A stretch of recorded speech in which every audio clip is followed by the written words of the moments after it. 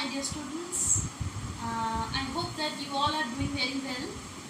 Today I am here to take you physical science second terminal syllabus. I have to cover it and the entire syllabus will be covered here through the videos, and some chapters like carbon chapter and oxygen and hydrogen chapter you have common in both your government book and your private book.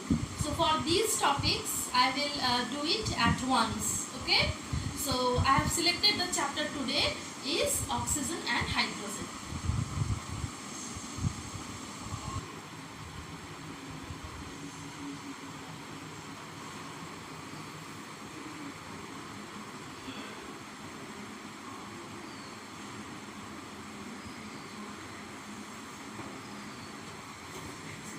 Our first chapter, as you can see in the whiteboard, I have written it on the board, that is oxygen and hydrogen.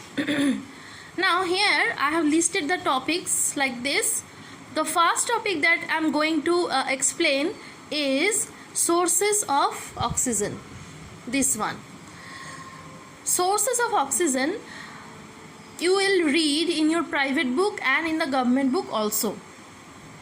Oxygen gas, now as you can see it in our today's environment, was not present in the primitive earth. Scientists believe that oxygen gas came into existence nearly 2500 million years after the emergence of earth.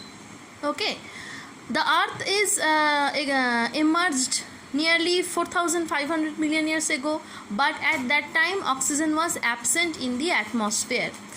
Those atmosphere was such an atmosphere is called anaerobic atmosphere or anaerobic environment, and the living organisms who used to live in that atmosphere are anaerobes. In the atmosphere of that time, some gases like methane, ammonia, hydrogen sulfide, hydrogen, nitrogen, carbon dioxide was present, but no oxygen was there. Okay, in this condition, such a condition went for millions of years, and after that nearly 2.5 million years ago, a bacteria called cyanobacteria emerged in the seawater, and this bacteria, by splitting the water molecule into oxygen, they first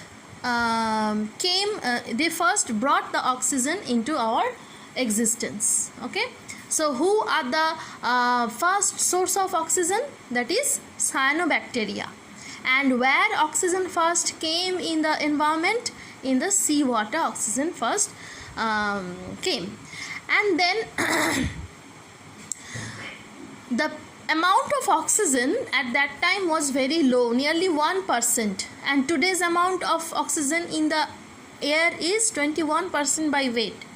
It is only 500 million years ago that the oxygen has come to the present level. Okay, so this is how oxygen came in the Earth's atmosphere. Now oxygen gas, where we find it in our environment today? We find it in elemental form in the air and in water. Elemental oxygen is present in the air 21% by weight, and elemental oxygen is present in the water in dissolved condition in 89% by weight.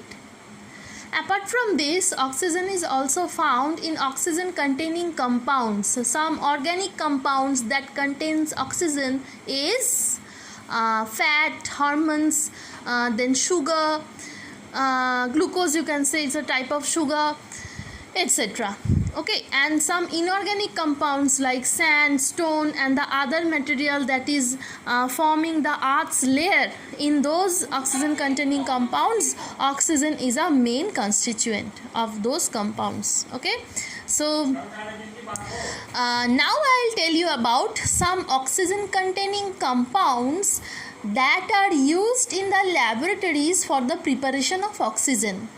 Examples are potassium dichromate, potassium permanganate, then sulfuric acid, nitric acid, then potassium chlorate, lead nitrate. These are examples of oxygen containing compounds which are used in the laboratories for preparation of oxygen. What is the name of the scientist who first discovered oxygen in the air? The name is Kelly in the year of 1772. After that, scientist Priestley isolated it from the air, and in 1777 scientist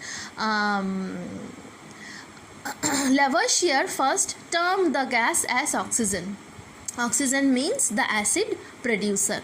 Okay, so this is the short history of how oxygen came into the environment and what are the different sources of oxygen. We have covered the first topic. The second topic I want to go now, that is laboratory preparation of oxygen. Here you can see that I have drawn a picture. The figure is laboratory preparation of oxygen. Combining the small book and the government book, you have to read 4 different processes of lab preparation of oxygen. First is from KClO3. Second is, let me write it here, from KClO3. Second, from Na2O2. Third, from H2O2. And fourth, preparation of oxygen by electrolysis of water. Electrolysis of water. These are the 4 methods of the production of oxygen. Laboratory preparation of oxygen from KClO3. What is KClO3? Potassium chloride. Potassium chlorate. We have to mix 4 parts of potassium chlorate and 1 part of MnO2, and then we have to heat it in 230 to 250 degrees Celsius temperature.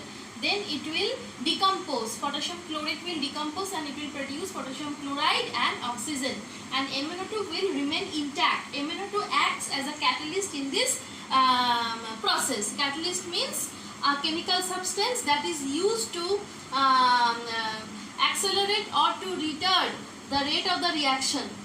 Then it is called a catalyst. Here, how MnO2 is working, if you don't use MnO2, just take potassium chloride and heat it, then you have to apply 630 to 650 degrees Celsius heat, and it will be a long process. How can we get oxygen very fast? If we mix MnO2 with KClO3. Okay, so now come to this. This is what? This is a test tube, hard glass test tube. We have taken a mixture of KClO3 and MnO2 here, and this is Bunsen's burner, stand and clamp. With the help of stand and clamp, the test tube is made stand upright, and this is a gas jar filled with water. This is a beehive shelf, and this is a container containing water.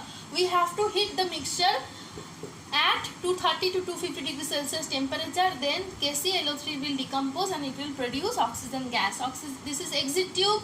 Oxygen will come out through the exit tube, and oxygen gas is very less soluble in water. So by downward displacement of water, oxygen will take place of water.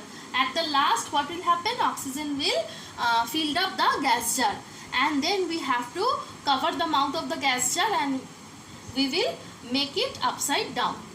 Okay, we have to make it erect. It is upside down condition, and we have to make it erect. Then we can collect oxygen in this way. Okay, so this is our first process which is already done. Now in the next video I shall be discussing preparation of oxygen from sodium peroxide or Na2O2.